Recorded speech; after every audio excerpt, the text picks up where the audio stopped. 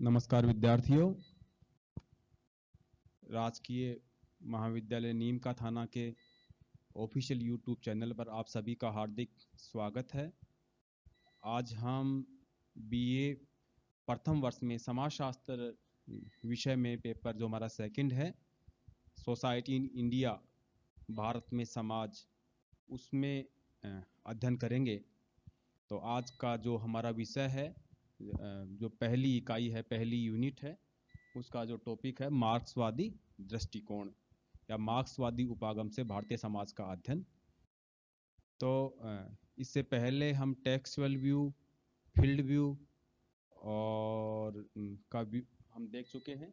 तो आज हम मार्क्सियन पर्सपेक्टिव से इंडियन सोसाइटी के का अध्ययन जो डीपी मुखर्जी ने, दुजर्टी प्रसाद मुखर्जी ने किया है, उसके बारे में अध्ययन करेंगे।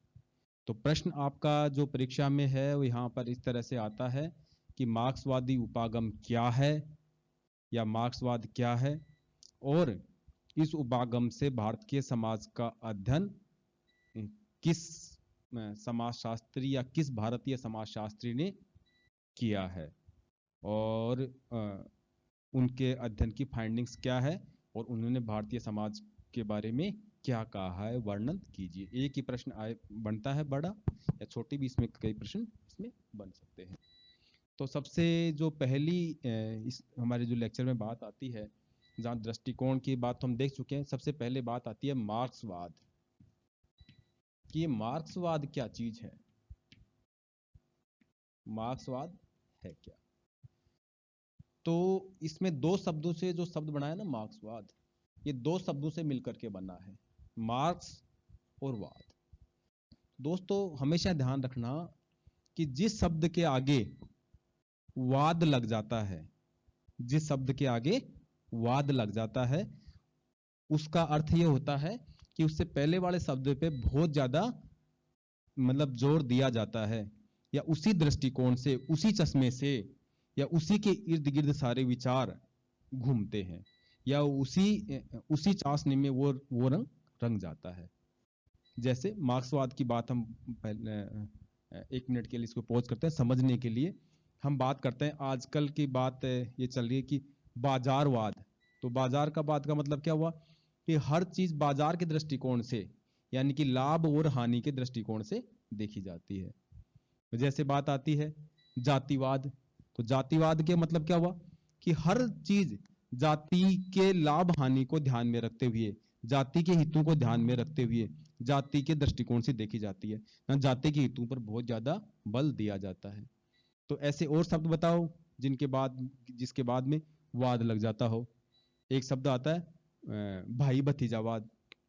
तो आजकल ये भी एक भ्रष्टाचार का रूप है, भाई भतीजावाद। इसमें भी क्या होता है कि अपने जो भाई भतीजे उनको लाभ दिया जाता है, या उसी चश्मे से चीजों को देखा जाता है। और शब्द बताओ सांप्रदायिकतावाद। तो सांप्रदायिकतावाद में संप्रदाय के दृष्टिकोण से या धर्म के दृष्टिकोण से वस्तुओं को इसमें देखा जाता है। एक सकारात्मक अवधारणा है राष्ट्रवाद। इसमें हर वस्तु को या हर अवधारणा को राष्ट्रीय हितों को ध्यान में रख करके देखा जाता है।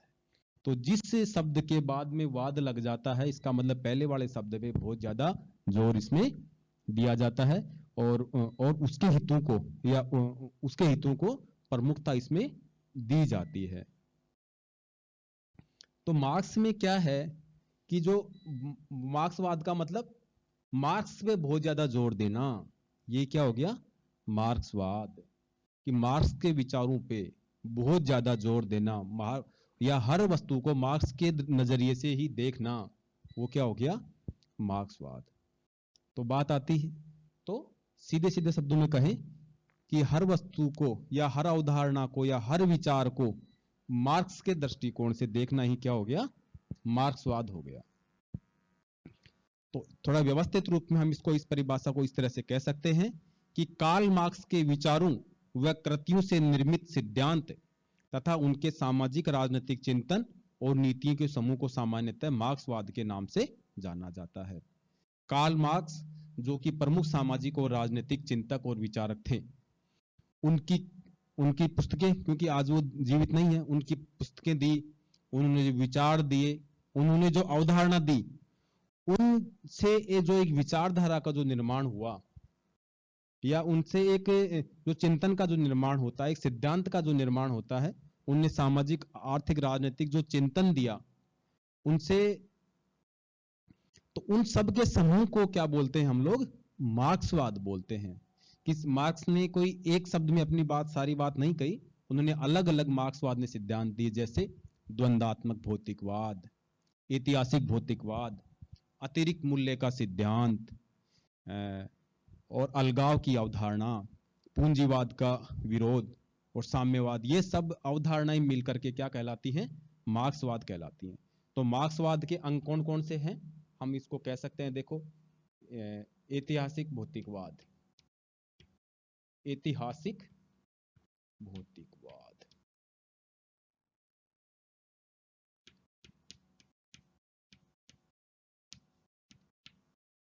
ऐतिहासिक भौतिकवाद और द्वंदात्मक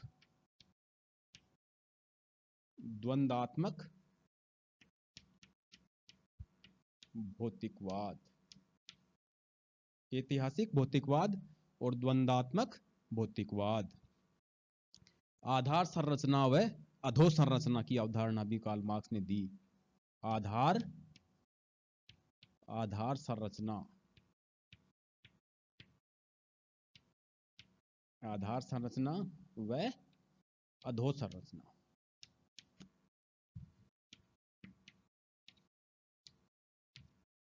ठीक है।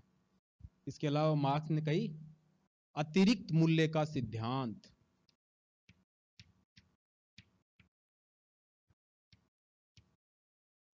अतिरिक्त मूल्य का सिद्धांत। इसके अलावा मार्क्स ने बात की अलगाव, अलगाव जिसे अंग्रेजी में कहते हैं एलिनेशन। अलगाव, अलगाव क्या है, ये सब इसको हम अलग से बताएंगे। इसके अलावा मार्क्स ने क्या किया? पूंजीवाद का विरोध, पूंजीवाद का विरोध भी मार्क्स ने अपनी रचनाओं में किया है।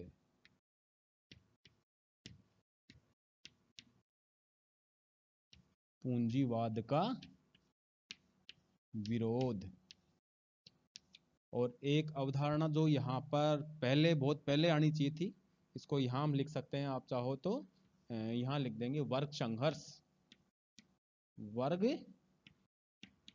संघर्ष नीचे भी लिख सकते हैं, लेकिन क्योंकि ये प्रमुख चीज थी, इसको यहाँ लिखना इसमें समीचीन होगी।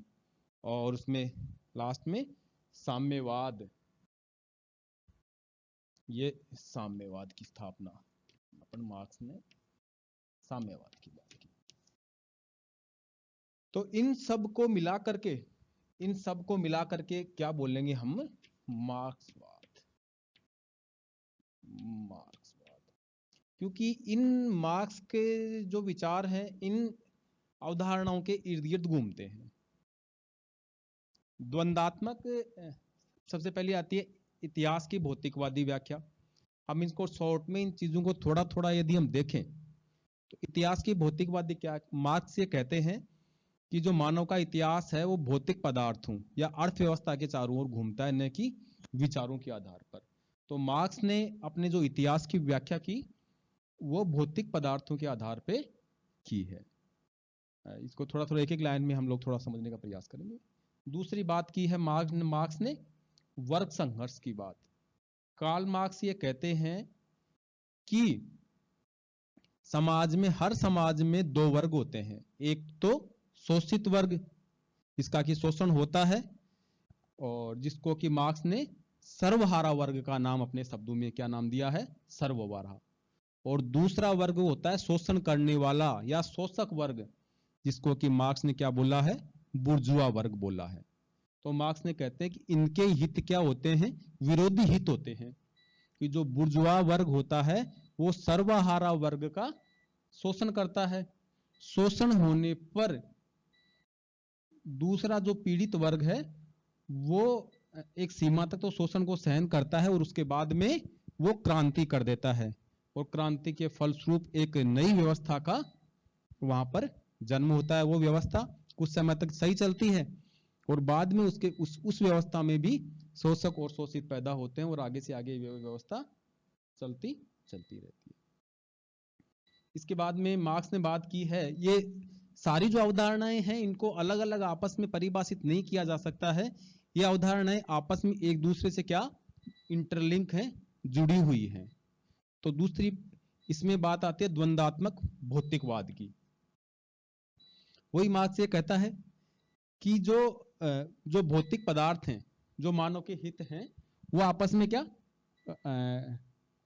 टकराते हैं, उनमें क्या द्वंद्व होता है और वो द्वंद्व वाद प्रतिवाद और संवाद की प्रक्रिया के माध्यम से वो द्वंद्व होता है। इसलिए मानव का इतिहास एक द्वंद्वात्मक भौतिकवाद है। मतलब द्वंद्व, वाद प्रतिवाद और संवाद के माध्यम से मानव इतिहास की भौतिक पदार्थों के आधार पर ही मानव का जीवन इसमें निर्भर है। विचारों का स्थान इसमें बाद में आता है, जो कि हीगल ने बात कही थी। इसी के आधार पर मार्क्स ये कहते हैं कि मैंने हीगल के जो द्वंद्वात्मक का जो सिद्धांत था वो उल्टा था, वो सिर के बल खड़ा था, मैंने उसको पैरों के बल खड़ा कर दिया। ठीक है, आगे बात आती है आधार संरचना व अधोसंरचना की बात। तो मार्क्स कहते हैं कि समाज में जो भौतिक वस्तुओं का जो उत्पादन है, जो कि वो अर्थव्यवस्था की आधार संरचना या बेस स्ट्रक्चर का काम करता है, और उसके ऊपर जो कला, संस्कृति, ज्ञान, विचार, ये सब चीजें हैं वो अधोसंरचना है। ये ऊपर की संरचनाएं हैं। जो नींव का काम तो कौन करती है? मुख्यतः समाज की आर्थिक संरचना करती है, जिनसे कि उत्पादन होता है, समाज का पेट बढ़ता है, वो आधार संरचना का कार्य करती है। इसके अलावा मार्क्स बात करते हैं अतिरिक्त मूल्य का सिद्धांत। अब ये अतिरिक्त मूल्य क्या है? मार्क्स ये कहते हैं कि समाज में दो वर्ग हैं, एक तो शोषक वर्ग, एक शोषित वर्ग। शोषित वर्ग को मार्क्स ने बोला है सरवारा वर्ग, और जो शोषण करने वाला है उसको क्या बोला है? बुर्जुआ वर्ग। तो शोषित वर्ग जैसे कि यानी कि मजदूर, जिसको मार्क्स ने बोला है कि जो अपने हाथ से, अपने खून पसीने की कमाई से उत्पादन कार्य करता है, वो क्या तो वो जो बुर्जुआ वर्ग है शोषित वर्ग से उत्पादन कार्य करवाता है, और वो क्या करता है?